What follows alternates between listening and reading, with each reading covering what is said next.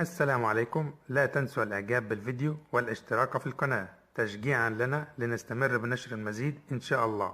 اهلا بكم. السلام عليكم ورحمة الله وبركاته. تعرف على موعد مباراة الاتحاد ضد الفيحاء في الدوري السعودي. القناة ناقلة معلق المباراة.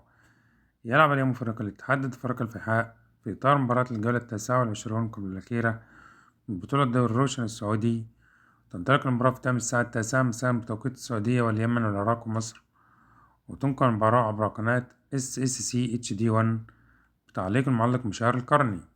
نعم، ممكن ترك توقعاتكم عن نتيجة المباراة المصيرية. شكرا لكم على حسن المشاهدة، ولا تنسوا أن تشتركوا معنا في القناة. وما توقعاتكم لبطل دوري الروشن السعودي لهذا الموسم؟